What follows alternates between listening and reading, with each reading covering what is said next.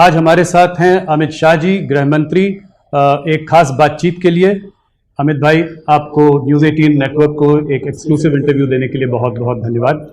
आज बहुत शुभ दिन भी है, नवरात्र भी है, आपको उसकी भी शुभकामनाएं। सबसे पहला सवाल अमित भाई, पिछले कुछ महीनों में देश में आपके स्वास्थ्य को लेकर बहुत चिंता भी रही है लोगों की। आपको देखकर बहुत अच्छा लग रहा है, कैसे हैं आप? मैं बिल्कुल ठीक हूँ, स्वस्थ हूँ और पूर्णतः अपना काम कर रहा हूँ।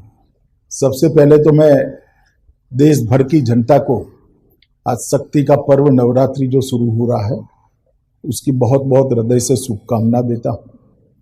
नवरात्रि हमारे यहाँ शक्ति पूजा के एक पर्व के रूप में जाना जाता है और विशेषकर गुजरात में, बंगाल में, ढेर सारे राज्यों में इसको बहुत अच्छे तरीके से लोग मनाते हैं। मैं साथ में इतना भी कहना चाहूँगा कि इस नवरात्रि पर्व को हम सावधानियों के साथ मनाएं और सरकार की जो सूचनाएं हैं उसका बिल्कुल अनुशंसाओं का पालन करते हुए मनाएं, जिससे कोरोना महामारी पर विजय प्राप्त करने की जो हमारी लड़ाई है उसमें हम आगे बढ़ पाए। इतनी सावधानी जरूर है। माँ की आराधना जरूर करें, मगर 2 गज का अंतर भी रखें, मास्क भी पहने और स्वच्छता से हाथ को साफ भी करें। बड़े अच्छे संदेश के संग इसकी शुरुआत हुई है। इस वक्त मैंने आपको ठीक 1 साल पहले भी इंटरव्यू किया था, आज ही के दिन। उसके बाद भी इंटरव्यू किया था 4 महीने पहले, पर आज 1 साल पहले आपने हमसे कहा था, जो कि बहुत बड़ी खबर भी बनी थी। आपने उस वक्त ऐलान किया था कि आप बिहार का चुनाव नीतीश कुमार के नेतृत्व में लड़ेंगे, और उस वक्त कुछ लोगों ने इस पे कमेंट भी किया, कहा कि ऐसा नहीं है, हो सकता है बीजेपी अकेले जाए, पर आपने उसी 1 साल पहले इसका ऐलान कर दिया था। तो 2015 और आज इसको आप कैसे देखते हैं? उस वक्त आप नीतीश जी के खिलाफ थे, आज आप नीतीश के साथ हैं, तो इस चुनाव में आपका आंकलन क्या है? और आपका प्रेडिक्शन बहुत वो माना जाता है, क्या नंबर लगाएंगे आप कि कितनी सीट जीतेगी? देखिए, हमने जब से नीतीश कुमार जी के साथ हमारी सरकार बनी तब से भारतीय जनता पार्टी ने फैसला किया था कि बिहार का जो 2020 का चुनाव है वो हम नीतीश कुमार जी के नेतृत्व में लड़ेंगे। और ये सार्वजनिक रूप से, पहले मैं पार्टी अध्यक्ष था तब मैं, और अब नड्डा जी ने भी कहा है, इसमें कोई दो राय नहीं है, दो मत नहीं है। मैं आज फिर से दोहराना चाहता हूं कि चुनाव बिहार में श्री नीतीश कुमार के नेतृत्व में लड़ा जा रहा है और नरेंद्र मोदी जी एनडीए के सर्वमान्य प्रमुख नेता हैं, उनके नेतृत्व में लड़ा जा रहा है। तो जो कुछ भी भ्रांतियां फैलाने का प्रयास कर रहा है, मैं आज इस पर बड़ा फुल स्टॉप लगाना चाहता हूं। नीतीश कुमार ही बिहार के अगले मुख्यमंत्री होंगे। अगर भारतीय जनता पार्टी की सीट ज्यादा आएंगी तब भी? देखिए, अगर मगर का सवाल ही नहीं है। एनडीए को 2/3 बहुमत मिलने जा रहा है और नीतीश कुमार जी मुख्यमंत्री बनेंगे। तो ये आपका प्रेडिक्शन है जी। इसमें अगर बीजेपी की ज्यादा सीटें आएंगी तो भी मुख्यमंत्री नीतीश जी ही बनेंगे? देखिए राहुल जी, कुछ कमिटमेंट इस प्रकार के होते हैं जो सार्वजनिक तौर पर किए जाते हैं और उसकी पालना होती है। इस चुनाव में एक अलग मुद्दा जो उठकर आ रहा है वो है चिराग पासवान जी का। पहले वो आपके साथ थे, अब वो आपके साथ नहीं है। कुछ लोग कह रहे हैं वो अभी भी साथ में है। कल ही मैं उनका स्टेटमेंट देख रहा था, कह रहे थे कि मैं अपना सीना चीर के अगर दिखाऊं तो उसमें मोदी जी बसे हुए हैं। तो अगर ऐसा है तो फिर वो आपके साथ क्यों नहीं है? 143 सीटों पर चुनाव लड़ रहे हैं। अब मेरे साथ क्यों नहीं है, हमारे साथ क्यों नहीं है, इसका जवाब तो चिराग जी ही दे सकते हैं। मगर मैं पहले, बहुत दुखद घटना अभी अभी हुई, श्री रामविलास जी हमारे साथ नहीं रहे जी। और रामविलास जी समाजवादी आंदोलन की उस पीढ़ी के कार्यकर्ता थे जिन्होंने सामाजिक न्याय के लिए बहुत बड़ा काम किया। लगभग 5 दशक तक देश की राजनीति को वो योगदान करते रहे और बिहार के ही थे और खास कर दलितों के लिए बहुत बड़े नेता रहे। मैं श्री रामविलास पासवान जी को श्रद्धांजलि देना चाहता हूं। और जहां तक लोजपा भाजपा जदयू के गठबंधन का सवाल है, भाजपा की ओर से, जदयू की ओर से लोजपा को उचित जो बनती थी वो सीटों को कई बार ऑफर किया गया, कई बार नेगोशिएशन भी किया गया। अभी अभी मैंने अखबार में पढ़ा कि मैंने नहीं कहा, उन्होंने नहीं कहा, ये भी सच नहीं है। मेरी भी चिराग भाई के साथ कई बार बात हुई कि इतनी सीट बनती है, इतनी सीटों पर आप मान जाइए और अगर कुछ है तो नेगोशिएशन के लिए आइए। कितनी सीट दी थी आपने? मैं नंबर सार्वजनिक करना नहीं चाहता हूं क्योंकि सार्वजनिक जीवन में ये ठीक नहीं होगा, मगर जो एक नया साथी जनता दल आया था, गत विधानसभा चुनाव में जनता दल नहीं था जी। तो जनता दल हमारे साथ जुड़ता है तो भाजपा और लोजपा दोनों की सीटें कुछ कुछ तो कम होगी, हमारी भी हुई है जी। ये लाजमी था। तो सबने अपनी अपनी सीटें कम करनी थी, ये एक समझौता था, मगर वो नहीं हो पाया और नहीं हो पाया तो बड़े दुख के साथ हमने अलग होना पड़ा। और उन्होंने एक तरफा कुछ बयान भी दिए, वो बयानों का भी रिएक्शन भारतीय जनता पार्टी और जदयू के कार्यकर्ताओं में भी आया, तो गठबंधन के लिए बड़ी दिक्कत थी और फिर भी हमने नहीं तोड़ा। अंततः तोड़ने की घोषणा उनकी ओर से ही हुई। और आने वाले समय में क्या वापस आने की संभावना है? चुनाव के बाद देखेंगे, अभी तो हम आमने सामने लड़ रहे, डटकर लड़ रहे हैं। भारतीय जनता पार्टी का हर कार्यकर्ता जिस सीट पर हम वीआईपी, जदयू और भाजपा ये चार पार्टियां लड़ रही हैं, ये चारों को जिताने के लिए एडी चोटी का प्रयास करेगा और पूरा दमखम से चुनाव हम लड़ेंगे। इसी प्रकार से अन्य दल के कार्यकर्ता भी जहां भाजपा लड़ रही है वहां उसको जिताने का प्रयास करेंगे।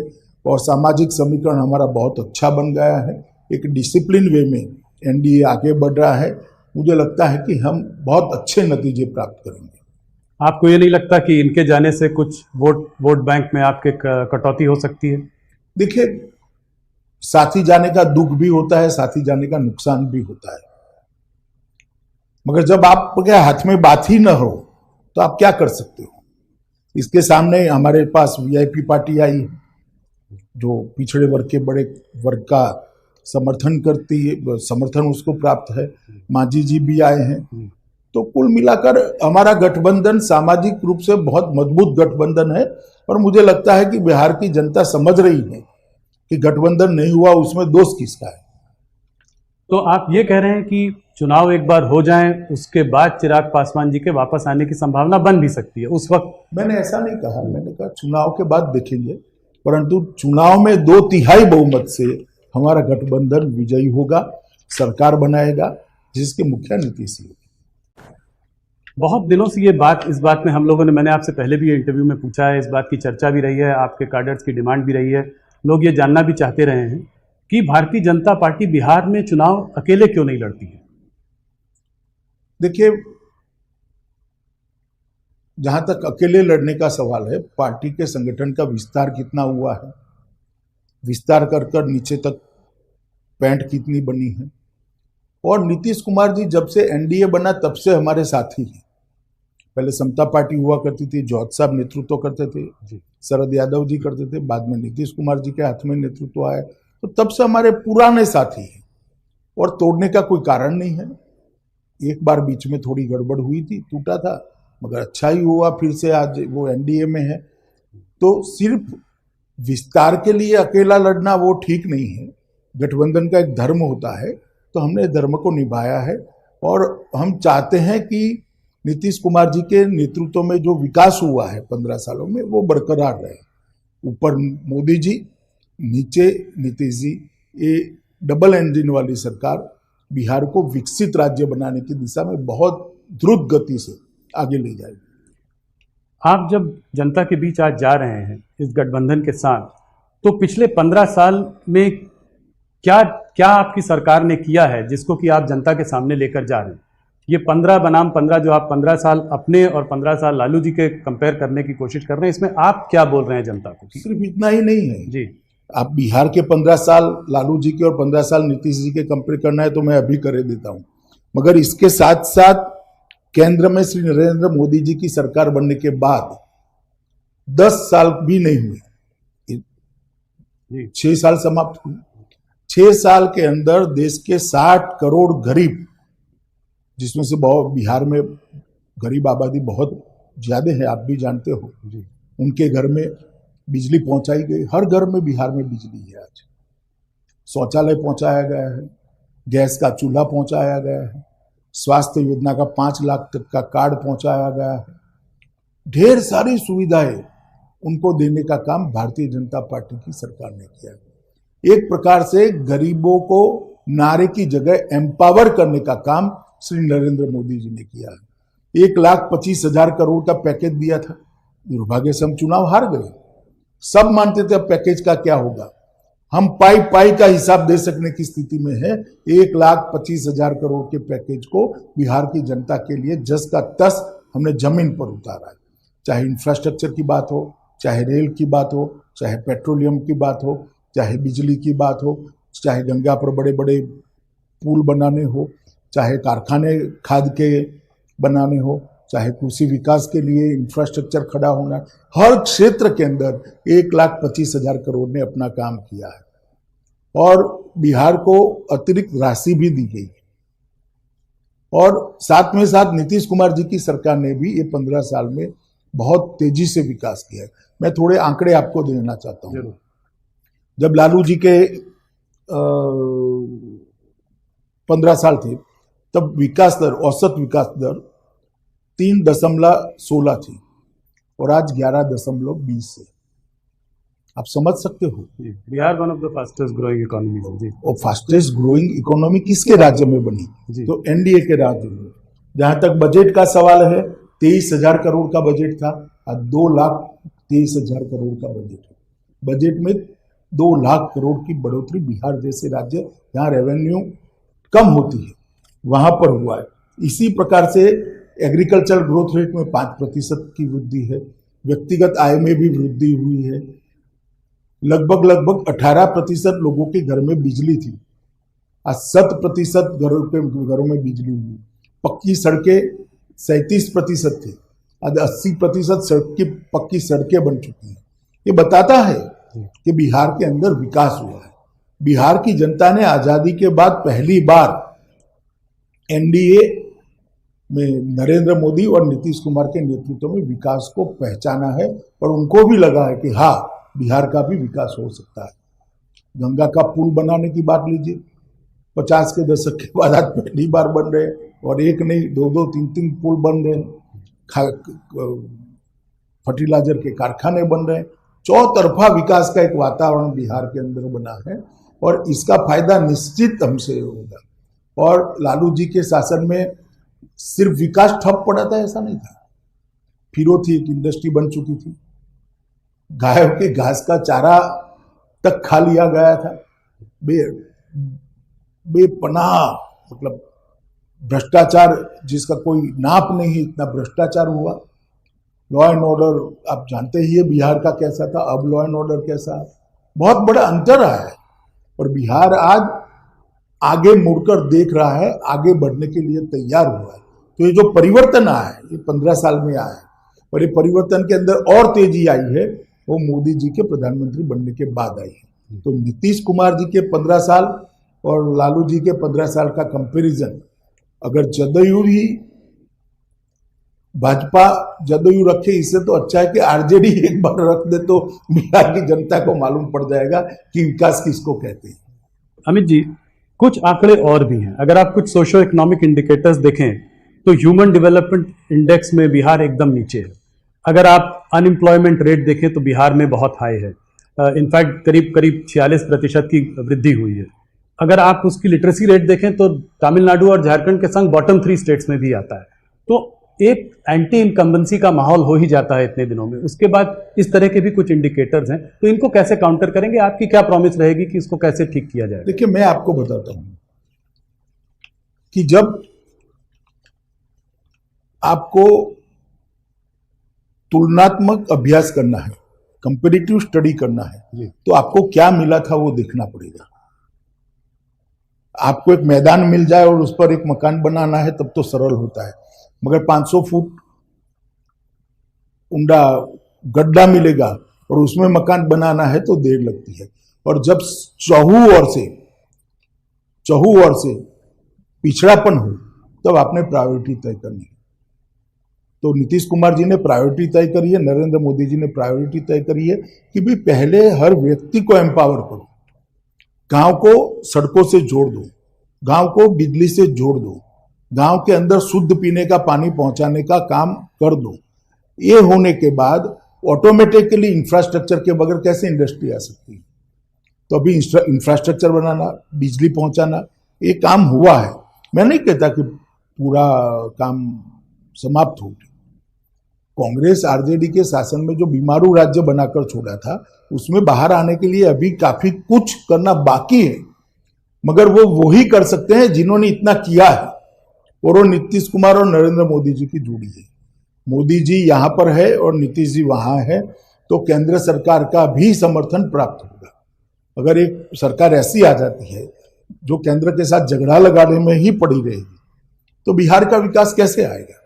और एक सरकार ऐसी आएगी, एनडीए की सरकार आएगी, जो नरेंद्र मोदी जी के विकास के विजन को अपने यहाँ अपनाएगी, तो मैं मानता हूं फायदा होगा। लालू प्रसाद जी जब पावर में आए थे तो उन्होंने ये MY कॉम्बिनेशन ढूंढ लिया था, मुस्लिम यादव वोट बैंक, जो कि आज भी 30% से ऊपर सीधा सीधा है, जो एक तरफ वोट देता है। आप लोगों के जो आपकी जो समीकरण है, जिसमें कि अपर कास्ट है, OBC EBC सब साथ में है, वो उसका काट आप लोगों ने ढूंढा और लालू जी से आप लोगों ने 30% से ज्यादा आप लोगों ने इधर बनाया। मगर आज जब थोड़ी एंटी इनकम्बेंसी भी है, कुछ माइग्रेंट लेबर इशू भी है, कोविड के माहौल में चुनाव हो रहा है, हो सकता है वोटिंग परसेंटेजेस लो हो, उसमें कुछ आपको लगता है कि इसमें कुछ गड़बड़ हो सकती है आपके आंकलन में? देखिए, आपका आकलन मुझे लगता है कि अभी अब बिहार गए नहीं हो। एक बार बिहार जाकर आइए। बिहार गए हुए बहुत सारे कार्यकर्ताओं को से मैंने फोन पर बात की, ग्रामीण अंचल के कार्यकर्ताओं से भी बात करी। नरेंद्र मोदी जी ने मार्च से लेकर छठ पूजा तक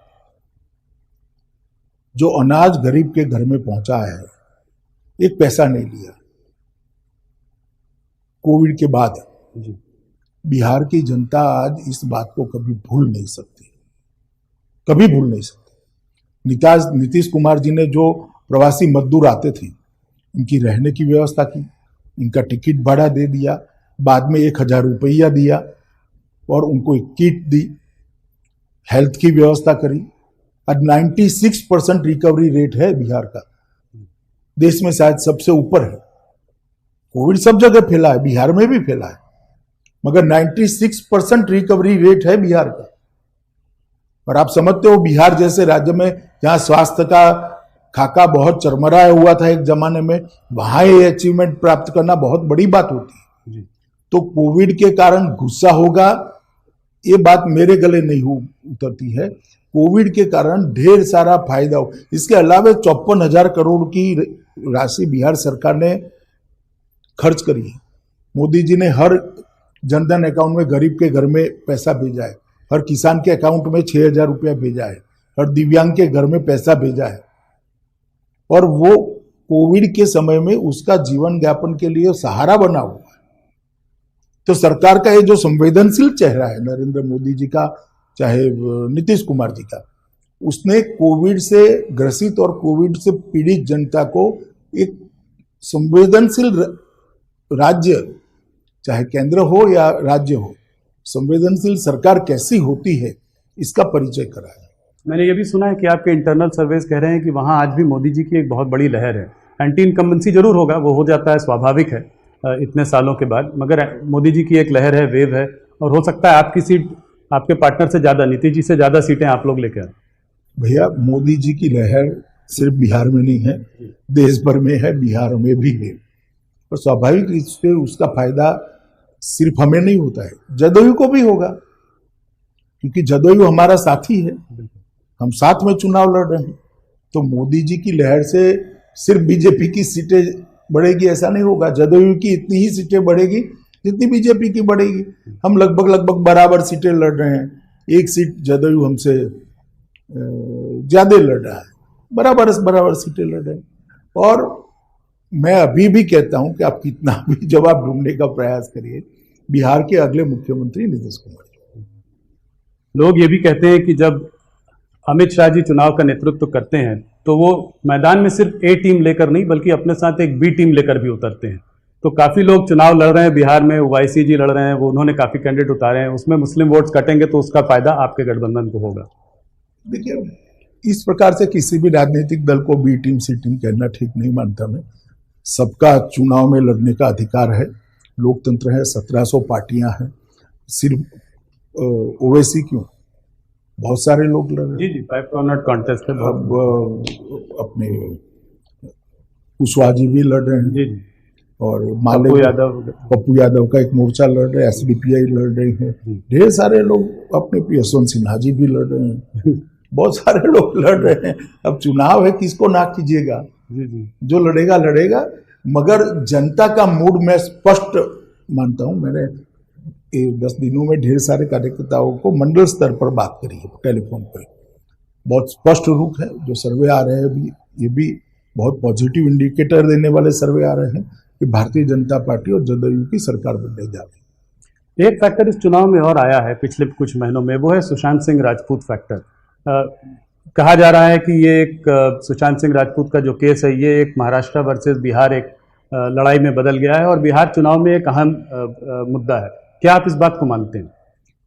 देखिए, मुझे मालूम नहीं है जमीन में ये केस कितना चुनावी मुद्दा बना है, मगर बना भी है तो इसका कारण हम नहीं है। अगर पहले से सीबीआई को दे दे तो चुनावी मुद्दा ही न बनता। शंकाएं तो पहले दिन से खड़ी हो गई थी, क्यों पकड़ कर रखना, दे देना चाहिए था। अब ये ऑर्डर भी हमने नहीं करा, उच्चतम न्यायालय ने किया है। उच्चतम न्यायालय ने जब सीबीआई को कहा कि आप जांच करिए तो हम कर रहे हैं। मगर मैं इतना मानता हूं कि सुशांत सिंह जी की जगह कोई भी व्यक्ति हो, अगर अपमृत्यु होती है तो इसकी जांच ढंग से होनी चाहिए, न्यायिक होनी चाहिए, न्यूट्रल होनी चाहिए। जल्दी में आपको लगता है कि केस को क्लोज कर दिया तो मुंबई पुलिस ने? मैं कोई टिप्पणी करना नहीं चाहता क्योंकि सीबीआई जांच कर रही है और अभी कोर्ट के सामने मामला है, परंतु परसेप्शन जो बना था उस वक्त वो ठीक नहीं बना था। तो ये तो रही बिहार की बातें। थोड़ा सा मुड़ते हैं देश के और गंभीर मुद्दों की ओर। सबसे गंभीर मुद्दा पिछले महीनों में जो रहा है वो रहा है चाइना का मुद्दा। आप इस मुद्दे को कैसे देखते हैं? क्या चाइना ने, लोग तरह तरह की बातें कर रहे हैं, पर मैं आपसे सीधा सवाल पूछना चाहता हूं, क्या चाइना हमारी सीमाओं में घुस आया है? क्या आपको कुछ उम्मीद है कि इस समस्या का समाधान निकलेगा? मिलिट्री लेवल टॉक्स काफ़ी दिनों से चल रही हैं, डिप्लोमेटिक दरवाजे भी खुले हुए हैं, क्या इसका समाधान आपको दिखाई पड़ रहा है? देखिए, दोनों सेनाओं के बीच में भी बात हो रही है और दोनों देश के डिप्लोमेट भी बात कर रहे हैं। उस वक्त सरकार के गृह मंत्री नाते मुझे कुछ कहना उचित नहीं लगता, मगर मैं नरेंद्र मोदी जी की बात को दोहराता हूं कि हम अपनी एक एक इंच जमीन के लिए जागरूक है और इसको कोई छीन नहीं सकता। तो अंदर किसी के आने का कोई सवाल नहीं है, आप ये कह रहे हैं? मैं फिर से एक बार मेरी बात को दोहराता हूं, हम सीमाओं पर अपनी एक एक इंच जमीन के लिए जागरूक है, पर उसको कोई छीन नहीं सकता। चाइना तो ये समझता है कि लद्दाख और अरुणाचल प्रदेश भी जो है हमारे देश का हिस्सा नहीं है। तो क्या आपको लगता है कि भारत को भी तिब्बत और ताइवान के रवैये की ओर जो है एक अपने नीति में बदलाव लाना चाहिए? देखिए, ऐसा है कि इस तरह की बातें इस प्रकार के इंटरव्यू में करना ठीक नहीं होगी। ये बड़ा कॉम्प्लेक्स इश्यू है और इसके फार रीचिंग रिपल्केशंस भी होते हैं, इसलिए मैं इस पर ज़्यादा बोलना नहीं चाहता हूं। पार्लियामेंट के फ्लोर पर श्री राजनाथ सिंह जी और विदेश मंत्री जी ने, श्री जयशंकर जी ने, दोनों ने बातें रखी है। मुझे लगता है इतना पर्याप्त है। अभी बातें चल रही हैं चाइना के साथ, देखिए आगे क्या होता है, मगर हम हमारे अधिकारों के लिए और हमारे सार्वभौमत्व के लिए कटिबद्ध है, जागरूक है। शी जिनपिंग जी ने अभी कुछ हाल में कहा, एक कोई मिलिट्री बेस का कहीं पे गए हुए थे, वहां पे उन्होंने जो है पीपल्स लिबरेशन पार्टी में कहा कि हमें दिल और दिमाग से जो है वॉर के लिए तैयार रहना चाहिए। क्या कहना चाहेंगे आप इस तरह के? इस पर तो आप कह सकते हैं कुछ। मैं कोई टिप्पणी नहीं करना चाहता। हर देश हमेशा तैयार रहता है, सेनाएं बनी ही इसके लिए हैं कि अगर कोई अतिक्रमण होता है तो सेना जवाब दे। तो आपको लगता है हमारी सेनाओं को भी इस संभावना के लिए तैयार रहना चाहिए? बयान के रेफरेंस में मैं नहीं कह रहा, वैसे ही तैयार होती है हमारी सेना जी, वरना भिड़ंत ना होती उसकी। अमित जी, एक तरफ लाइन ऑफ कंट्रोल में तनाव बना हुआ है हमारा पाकिस्तान के संग, एक तरफ चाइना के संग, और दोनों आपस में भी मुझे लग रहा है कुछ लोग आपस में भी उनका तालमेल है।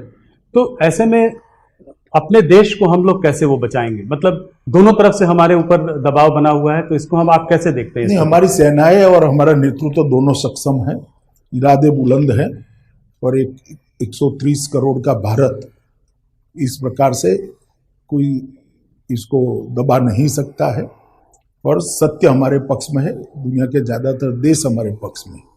मैं मानता हूं कि ये ठीक है, एक स्थिति होती है, कई बार ऐसा दिखता है, परंतु अब कुछ भी करना इतना सरल नहीं है।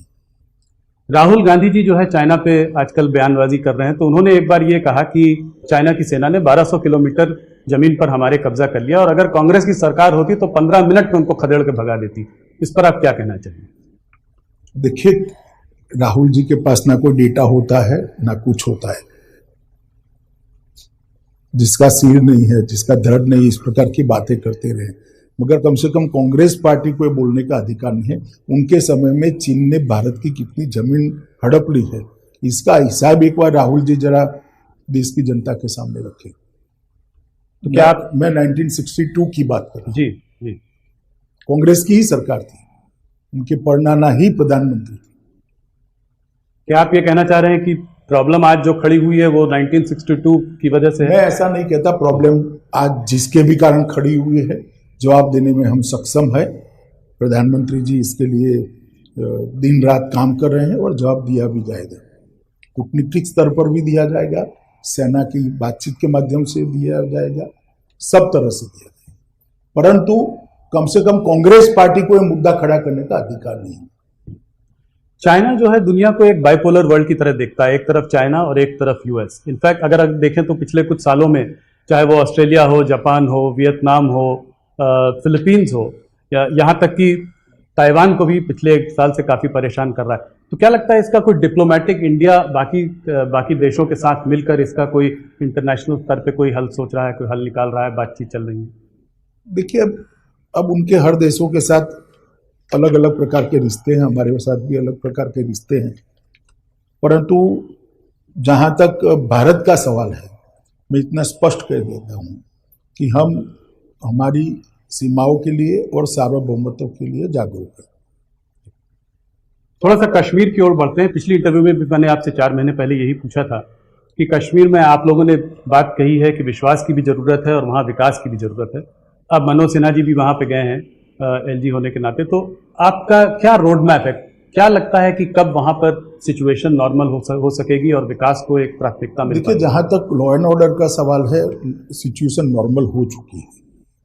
विकास के लिए काफ़ी कुछ होना चाहिए था अब तक, मगर कोविड वहाँ पर भी था, कोविड की दिक्कतें वहाँ पर भी थी और स्वाभाविक रूप से भारत सरकार का भी फोकस कश्मीर समेत पूरे देश के कोविड के रोकथाम में था। मुझे लगता है कि अब मनोज जी गए हैं और मनोज जी ने शुरुआत बहुत अच्छी करी है और विकास नीचे तक पहुंचाने की शुरुआत भी करी है। चाहे प्रधानमंत्री आयुष्मान भारत का कार्ड पहुंचाना हो और गांव में पानी पहुंचाना, ये सारी योजनाओं को द्रुत गति से हम आगे, इंफ्रास्ट्रक्चर के प्रोजेक्ट में भी बहुत बड़ी हमने रुके हुए प्रोजेक्टों को बहुत तेज गति से आगे बढ़ाया। 5-6 महीने में आपको दिखाई पड़ेगा कि कश्मीर के अंदर काफी कुछ अच्छा हो रहा है और स्वाभाविक है कि कश्मीर में भी कोविड कोई कम नहीं था जी, और देश भर में कोविड था, तो 5-6 महीने थोड़ा एक स्लो रहा है, मगर अब गति काफी बढ़ी है। विगत 1-1.5 महीने में बहुत परिवर्तन आया।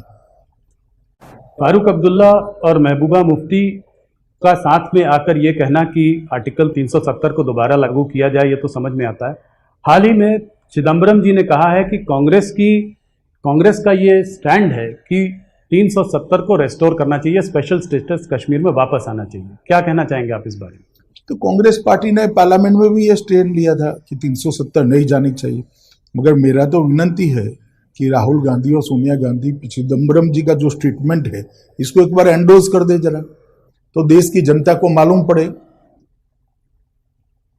चिदम्बरम जी का जो स्टेटमेंट है उसको राहुल गांधी और उन्होंने तो कांग्रेस की तरफ से ही बोला है, उन्होंने कहा ये तो कांग्रेस का मत है। फिर भी राष्ट्रीय अध्यक्षा ने इसको रिपीट करना चाहिए, राहुल जी ने भी रिपीट कर देना चाहिए। डिलिमिटेशन की प्रतिक्रिया जारी है कश्मीर में। आप ये जरा सा बताएं कि ये स्टेटहुड का जो दर्जा देने की बात थी, इसमें आपका क्या रोड मैप है, कितना समय लगेगा, कुछ इसका अगर अंदाज दे सके। देखिए, समय के बारे में तो कुछ कह नहीं सकते, परंतु ये निश्चित है, पार्लियामेंट के फ्लोर पर मैंने भी कहा है, प्रधानमंत्री जी ने भी कश्मीर को जब संबोधित किया तब कहा था कि स्टेटहुड दिया जाएगा, और ये हमारा वादा है, इसमें से मुकरने का कोई सवाल नहीं खड़ा होता। पर बहुत लंबा समय नहीं लगेगा। मैं नहीं मानता लंबा समय जिसको कहते हैं ऐसा लगेगा, परंतु प्रायोरिटी विकास है। सबसे पहले विकास, उसके बाद इस पर भी विचार किया जाएगा। मगर आप ये कह रहे हैं कि बहुत लंबा समय नहीं, इसको भी देखा जाएगा और जल्दी ही लागू किया जाएगा। कुछ हिंदू संगठन जो है अब मथुरा में कृष्ण जन्मस्थान की बात कर रहे हैं, कह रहे हैं कि जो औरंगजेब ने जो वहाँ मस्जिद जो बनाई थी उसको भी हटाकर वहाँ पर भी मंदिर बनाया जाना चाहिए। इसमें आपकी सरकार और आपकी पार्टी का क्या मानना? हमारी सरकार का कोई रोल नहीं है, ना पार्टी की प्रतिक्रिया हो सकती है। ये कुछ संगठनों ने अपनी ओर से बात करी है और कोर्ट में गए हैं। ना कोर्ट में हम पार्टी है, ना कहीं पर पार्टी है। मैं इस पर कोई टिप्पणी करना नहीं चाहता हूँ। तो राम जन्मभूमि जैसे आप लोगों ने वो किया था, इसको आगे आप सरकार या पार्टी की तरफ से? राम जन्मभूमि हमारा एजेंडा था जी, ये एजेंडा नहीं, और उसको लेकर हम सालों तक एक आंदोलन किए थे।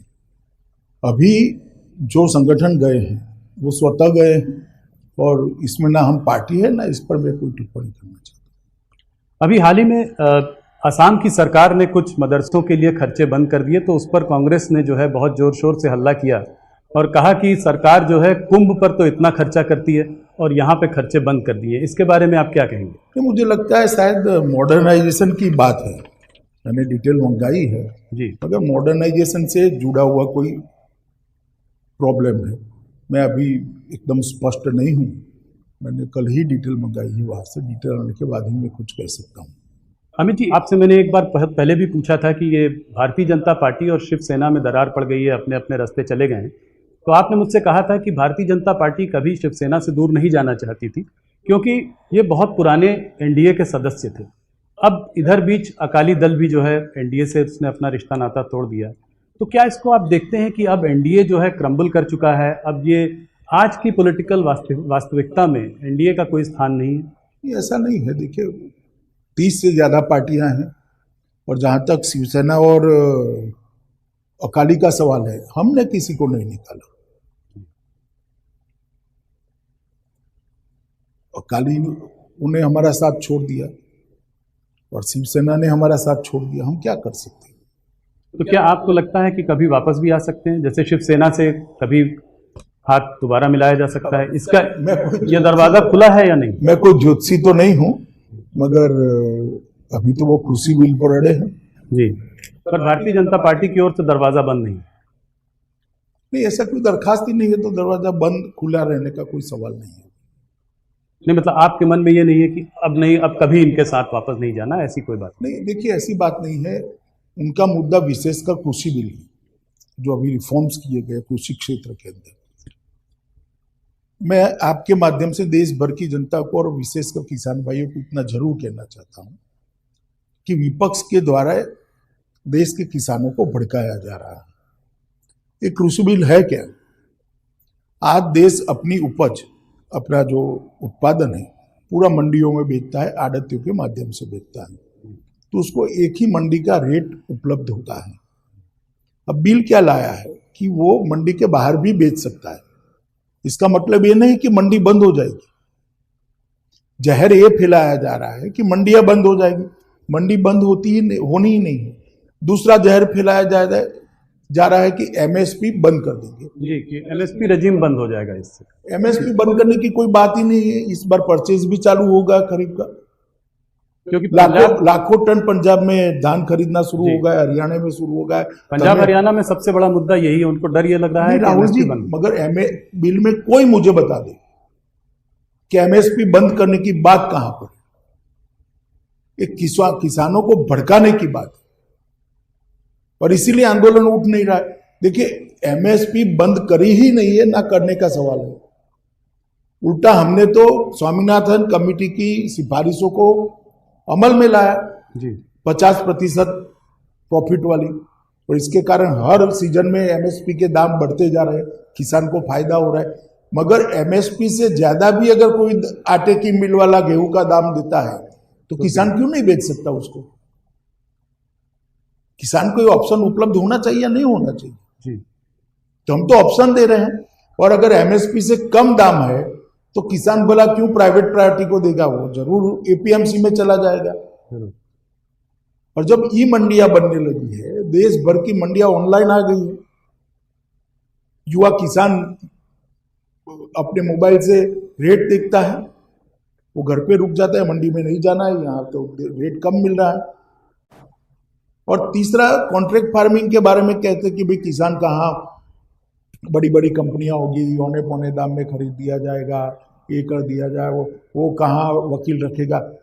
किसान ये कॉन्ट्रैक्ट में से किसी भी समय पर, किसी भी स्तर पर एक तरफा कॉन्ट्रैक्ट छोड़कर निकल सकता है। तो कॉन्ट्रैक्ट फार्मिंग का कॉन्ट्रैक्ट कंपनियों के लिए बाध्य है, किसान के लिए नहीं। ये तीनों मुद्दे किसानों को बताने की जगह इसमें पॉलिटिक्स कर रहे हैं। कांग्रेस पार्टी हो या अकाली दल हो या और पार्टी हो, मगर देश का किसान अब पढ़ लिख चुका है, देश का किसान जानता भी है, पहचानता भी है, और आपके क्रेडेंशियल जो है उसको भी जानता है कि आंदोलन किसके लिए हो रहा है। आपकी सत्ता के लिए हो रहा है, किसान के लिए नहीं हो रहा है। मैं पूछना चाहता हूँ राहुल गांधी को, इतने ट्वीट करते हैं, जरा बता दे कि उनका समय जब था, यूपीए की सरकार थी, कितना एमएसपी के दाम पर गेहूं चावल खरीदा जा सकता था, और श्री मोदी जी की सरकार में कितना, कंपेरेटिव आप ट्वीट करें जी, कितने रुपये का खरीदा जाता था, अब कितना खरीदा जाता है, वो कंपेरेटिव ट्वीट करें। जब जब कांग्रेस का शासन आया, एमएसपी के दाम पर धान और गेहूं की परचेज को कम कर दिया गया।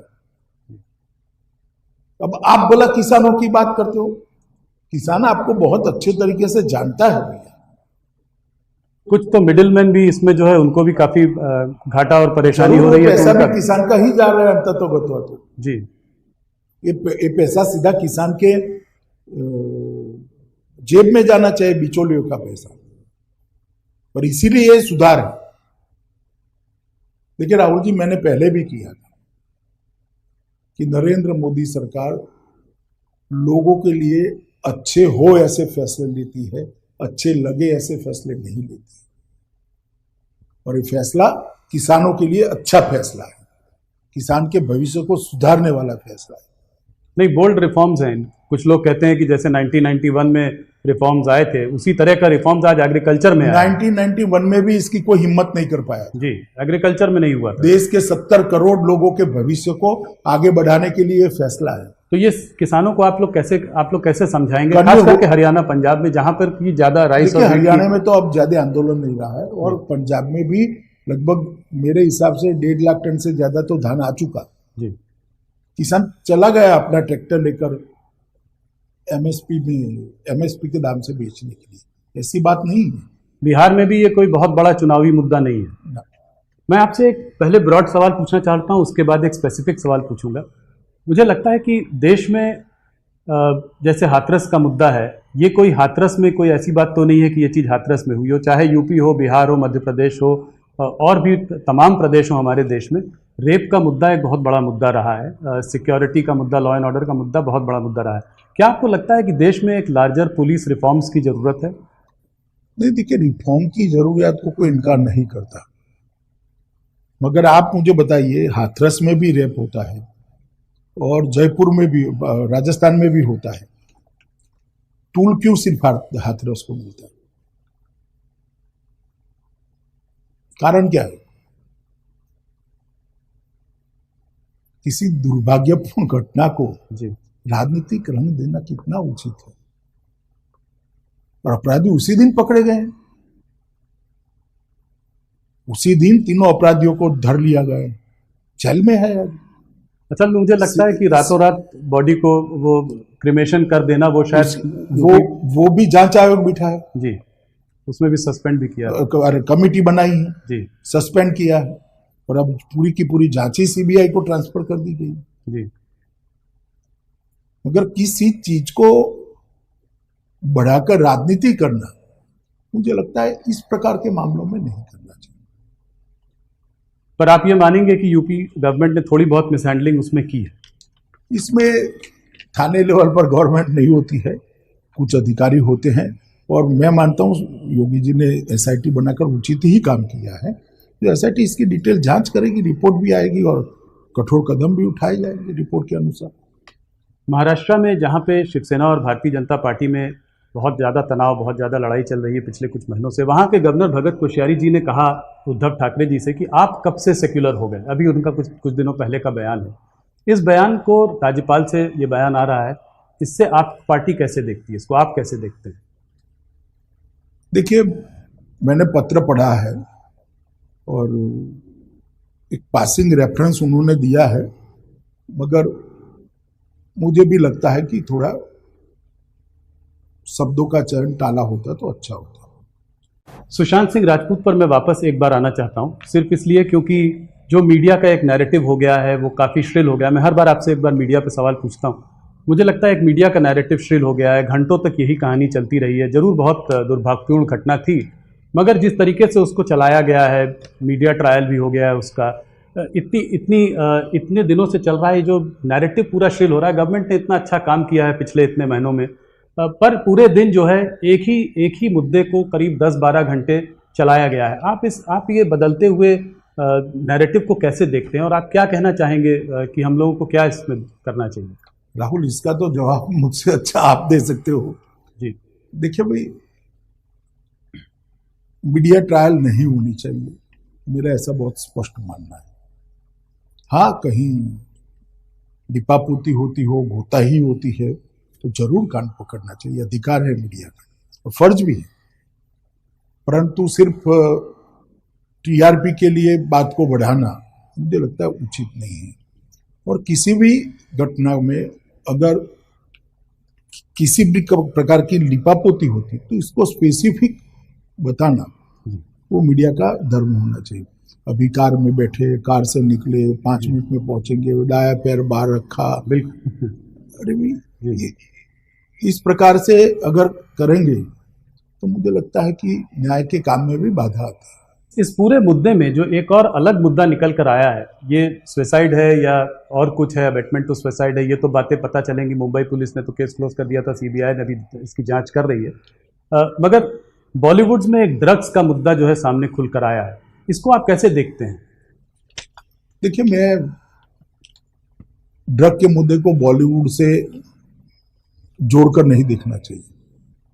ड्रग एक खतरनाक दूषण है, नासूर है, इसको जितनी हो सके उतना जल्दी समाप्त कर देना चाहिए। ये 1.5-2 साल में ड्रग पर काफी कठोर कदम उठाए गए हैं, नतीजे भी बहुत अच्छे मिले हैं, मगर मैं आपको इतना आश्वस्त करना चाहता हूं, मोदी जी के नेतृत्व में ड्रग का कारोबार भारत के अंदर करने वालों को बहुत दिक्कतें आएगी। इस प्रकार का कानूनी बदलाव, ढांचागत बदलाव, इंफ्रास्ट्रक्चर भी हम बदल रहे हैं और इसके लिए इतनी मुस्तैदी के साथ उनको मैन पावर भी दे रहे हैं। आने वाले दिनों में इस पर बहुत बड़ा परिवर्तन देखने को मिलेगा। जहां तक बॉलीवुड का सवाल है, अब एनसीबी की जांच में जो निकलता है वो निकलेगा, परंतु इसको कोई एक सेक्टर्स के साथ जोड़ना ठीक नहीं होगा।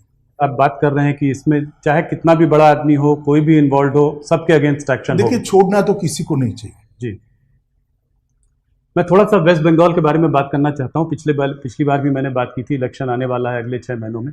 आप बंगाल की स्थिति को आज कैसे देखते हैं? देखिए, बंगाल में कानून और व्यवस्था चरमराई हुई है। अम्फान तूफान आया, पूरी राहत इधर उधर अनाप शनाप घोटालों में चली गई। जो यहाँ से अनाज भेजा गया वो भी घोटालों में तितर बितर हो गया। कोरोना के लिए भी जिस प्रकार की पर्याप्त व्यवस्था होनी चाहिए थी वो नहीं हुई।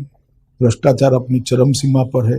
कानून और व्यवस्था तितर बितर हो गई है। घुसपैठ बेरोक टोक चालू है। बम बनाने के कारखाने हर जिले में मिलते हैं। स्थिति बहुत खराब है। और सबसे चिंताजनक बात लोकतंत्र के लिए है कि विपक्ष के कार्यकर्ताओं पर जिस प्रकार के मुकदमे और हत्याएं हो रही हैं, मैं मानता हूं कि ये भारत के किसी और राज्य में दिखाई नहीं पड़ता। एक जमाने में केरल में होता था, परंतु अब तो वहां पर भी काफी अंकुश आया है। तो आपका क्या अनुमान है, भारतीय जनता पार्टी को क्या उम्मीद है इलेक्शन में अगले साल? हम डटकर लड़ेंगे और मुझे भरोसा है कि इस बार बंगाल में परिवर्तन होगा। भारतीय जनता पार्टी की सरकार नरेंद्र मोदी जी के नेतृत्व में बनने जा रही है। कोई चेहरा आपके दिमाग में है जिसको कि चीफ मिनिस्टर प्रोजेक्ट किया जाएगा? वो तो हो भी सकता है, मगर अभी तो बंगाल की जनता तृणमूल कांग्रेस को हटाना चाहती है, वो मुख्य बात है। आपके साथी जो हैं, जो कि बंगाल को देखते हैं या बंगाल में हैं, जैसे कि कैलाश विजयवर्गीय, बाबुल सुप्रियो, इन्होंने ये तक मांग की है कि वहां पे प्रेसिडेंट रूल लगाना चाहिए। आपकी इस पे क्या राय है? देखिए, तो पॉलिटिकल पार्टी के नेता है, स्थिति इतनी गंभीर है कि मांग करे वो उनकी जगह पे वाजिब है। जहाँ तक भारत सरकार का सवाल है, हमें संविधान के हिसाब से देखना है, गवर्नर साहब की रिपोर्ट क्या आती है, स्थिति क्या होती है, वो देखकर निर्णय होता है। परंतु भारतीय जनता पार्टी के नेता जो मांग कर रहे हैं, मैं मानता हूं कि स्थिति साच अर्थ में वहां पर गंभीर है। तो इसलिए उनकी मांग मतलब एकदम गलत भी नहीं है? मांग करना गलत नहीं है जी, पर आप ये नहीं कह रहे हैं कि स्थिति अभी ऐसी हुई है कि वहां पर प्रेसिडेंट? मैंने ऐसा नहीं कहा। जी, तमिलनाडु के बारे में आप क्या कहेंगे? क्या वहां रजनीकांत से आप हाथ मिला सकते हैं? अभी देर है थोड़ा, उन्होंने तय भी नहीं किया है कि वो राजनीति में आएंगे नहीं आएंगे। कुछ चेंजेस आपने किए हैं वहां पे, आप अपना बेस बना रहे हैं, तो इसलिए मैंने सोचा कि शायद अभी कुछ बातचीत चल रही हो। नहीं, हम चेंजेस तो कर ही रहे हैं। तमिलनाडु में हमारी पार्टी को मजबूत भी करना चाहते हैं। एआईडीएमके हमारे साथ हैं, हम 2 चुनाव एआईडीएमके के साथ में लड़े। अमित जी, एक और सवाल जो कि हर बार आपसे पूछता हूँ और आप भी बहुत गंभीरता से उस पर जवाब भी देते हैं। अभी हाल फिलहाल में एक तनिष्क का ऐड आया और जो कि बहुत ट्रोलिंग हुई तनिष्क के ऐड में, तो उसकी वजह से उसको ऐड विड्रॉ करना पड़ा टाटा को। कहीं ये सोशल हार्मनी जो है हमारे देश में, ये कुछ ढीली नहीं पड़ती जा रही है? जो सोशल हार्मनी का जो एक ढांचा था हमारे देश में, आपको लगता है कुछ लोगों की वजह से इस पर क्षति पहुंच रही है? देखिए, हमारी देश की सोशल हार्मनी को कोई इस प्रकार के छोटे मोटे हमले तोड़ नहीं सकते। इसका ताना बना इतना मजबूत है, ढेर सारे हमले ऐसे हुए। अंग्रेजों ने भी बहुत प्रयास कर देखे, बाद में कांग्रेस ने भी बहुत प्रयास कर देखे, मगर ये टूटने वाली चीज नहीं है। मैं मानता हूं किसी भी प्रकार का ओवर एक्टिविज्म नहीं होना चाहिए। तो आप इसका खंडन करते हैं, ओवर एक्टिविज्म का खंडन करते हैं। आप से कुछ आखिरी 2-3 सवाल कोरोना के विषय में। आप कोरोना वॉरियर हैं, आप तमाम अस्पतालों में शुरू में गए, आप कोरोना सर्वाइवर भी हैं, आपको खुद कोरोना हुआ। आपका क्या संदेश है देश के लिए? मैं इतना ही कहना चाहता हूं कि जब तक दवाई नहीं बनती है, टीका नहीं वैज्ञानिक बना लेते हैं, तब तक प्रधानमंत्री जी की जो अपील है, मास्क पहन कर रखना, हाथ को स्वच्छ रखना सैनिटाइजर से, और 2 गज की दूरी रखना, यही दवाई है। और कोरोना से हमें बचना चाहिए। प्रधानमंत्री जी के नेतृत्व में दुनिया भर में कोरोना के खिलाफ हम एक सफल लड़ाई लड़े हैं। प्रति 10 लाख की आबादी अगर सब आंकड़े देखें, कोरोना पीड़ित लोगों की संख्या, मृत्यु की संख्या और रिकवरी रेट, तो इस सब में भारत 1, 2, 3 में आता है। मैं मानता हूं कि आगे पर कोरोना पर संपूर्ण विजय के लिए भारत की जनता ने कटिबद्ध होना चाहिए, और इसके लिए यही 3 मंत्र हमारे पास है। मास्क पहन कर रखना, सलामत अंतर के साथ ही खड़े रहना, और हाथ को स्वच्छ रखना। अगर इतना हम करते हैं तो बहुत सारे लोगों को कोरोना से बचा सकते हैं। आने वाले दिन त्योहारों के दिन है, त्योहार जरूर मनाइए, मगर कोरोना से बचकर और कोरोना को परास्त कर त्योहार मनाना चाहिए। कोरोना की वैक्सीन आपका क्या अनुमान है, कब तक आ सकती है? इसमें मेरे अनुमान से काम नहीं होता है, इसके इंटरनेशनल स्टैंडर्ड्स हैं। जब तक वो स्टैंडर्ड फुलफिल नहीं होते, वैक्सीन किसी भी व्यक्ति पर लगाना हितावह नहीं होता है। तो ये तो वैज्ञानिक और इंटरनेशनल इंस्टीट्यूशन ही तय करेंगे, ICMR ही तय करेगी कि वैक्सीन मार्केट में ले जाने लायक हुई है या नहीं हुई। अमित जी, आपको हमें एक्सक्लूसिव इंटरव्यू देने के लिए बहुत बहुत धन्यवाद। आप हमारे माध्यम से करोड़ों लोग इस इंटरव्यू को देखेंगे, खास करके न्यूज़ 18 बिहार के दर्शक जो कि इस चुनाव को बहुत क्लोजली देख रहे हैं, वो आपके बयान को जरूर देख रहे होंगे। आपने हमें इतना समय दिया, इसके लिए बहुत बहुत धन्यवाद। नमस्कार। नमस्कार राहुल।